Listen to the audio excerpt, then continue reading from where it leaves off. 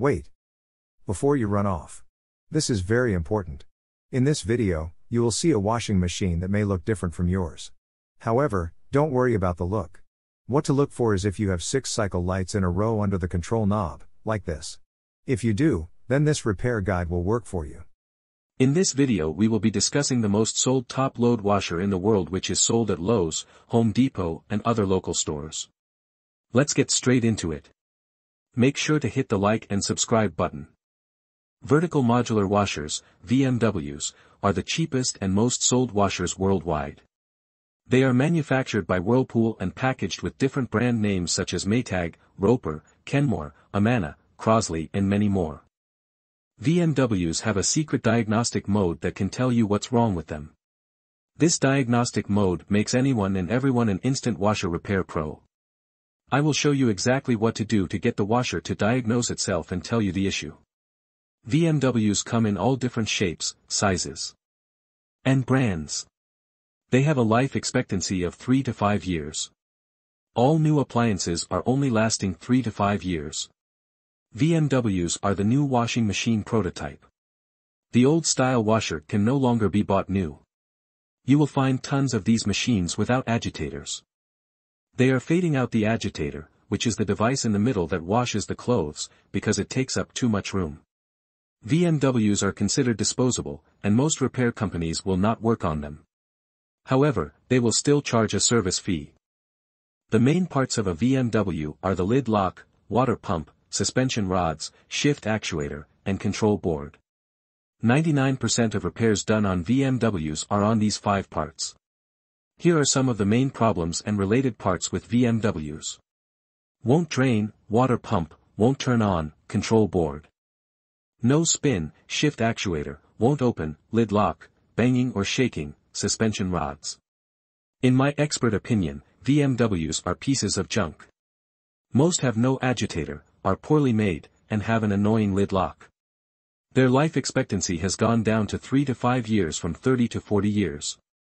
While their price continues to go up. If you are considering buying a new washer, I would advise you to purchase the vertical modular washer and the 5-year warranty add-on. I guarantee you will wish you did if you don't. There are many other washing machines on the market, but they are a waste of money. They don't last any longer than the VMWs, and cost more because of the functions it comes with, not because it's a tougher, longer-lasting appliance. I hope this information has helped you in the right direction. Make sure to hit the like and subscribe button. Entering recalibration mode. With the washer shut off and the basket empty, no water or clothes inside, and with the lid shut, enter the recalibration cycle. Here's how. Turn the control dial 1 complete rotation, 360 degrees, counterclockwise. Stopping with it facing straight up. Quickly, within about 6 seconds, turn the control dial 3 clicks clockwise, 1 click back, and 1 click more clockwise. All the green status lights blink when you successfully activate the diagnostic mode. If the status lights don't blink, try again, this time turning the knob faster or slower. In the diagnostic mode, with all lights flashing, select the calibration cycle by turning the control dial 4 clicks clockwise or 4 clicks right. When you're on correct setting, the rinse light turns on, then you simply press start. And then it begins the calibration cycle, which runs for 2 to 3 minutes as it checks all the cycles and functions on your machine. When the calibration cycle ends, if all goes well, the lid unlocks and the washer shuts off. Now try your washer to see if that solved your issues. If not, continue to the error code video. If after 20 tries or more, and your arm feels like it's gonna fall off from trying so much, then odds are you have a bad control board. If your washer starts the recalibration but doesn't finish it, you need to pull the error codes and find out why. More. No water or clothes inside, and with the lid shut, enter the recalibration cycle. Here's how. Turn the control dial 1 complete rotation, 360 degrees, counterclockwise. Stopping with it facing straight up. Quickly, within about 6 seconds, turn the control dial 3 clicks clockwise, 1 click back, and 1 click more clockwise. All the green status lights blink when you successfully activate the diagnostic mode. If the status lights don't blink, try again, this time turning the knob faster or slower. Now, we need to retrieve the codes. Follow these steps to display the error code lights. Step 2, turn the control dial 1 click clockwise, then press the start button. Now you are reading the error codes. From here, turn the control dial one click clockwise to display the first saved error code. Just the sensing light flashes if no error code was recorded. If this is happening to you but there is still an issue, then you will need to watch our other video. The control displays up to 4 error codes. Step 3. Read the error codes. Error codes for the VMW washers have 2 parts. The first is the letter F, followed by a number, and the second is the letter E, followed by a number as well. Which lights are illuminated indicate the numbers. The sensing light on indicates the letter F. The sensing light off indicates E. The wash light equals 8. Rinse equals 4. Spin equals 2. And cycle complete 1. For example, for error code F5E3, when the sensing light is on, the rinse and the cycle complete lights are on. Adding all 3 together equals 5.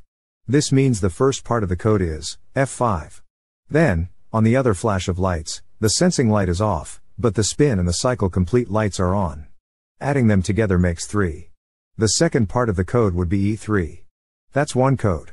The same error code flashes repeatedly, until you turn the dial one click clockwise, to show the next error code. Turn the dial again and see if you have any other codes. If there is no more codes, then you're done. To exit diagnostic mode, turn the washer off. Now, you have your error code. Use these images in this video to look up your error codes. Look in your washer repair manual, or just Google top load washer error code and enter the code, and it should come up no problem. Now you know the problem and what's causing your washer to not work. Now it's time to find the parts needed fast and cheap.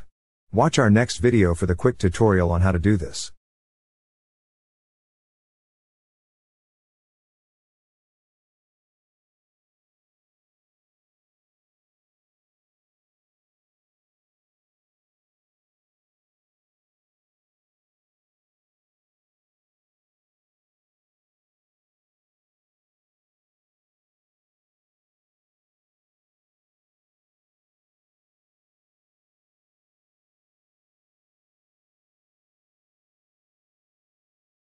My name's George and I have repaired over 10,000 washing machines, dryers, and stoves and have 10 plus years experience running an appliance repair business.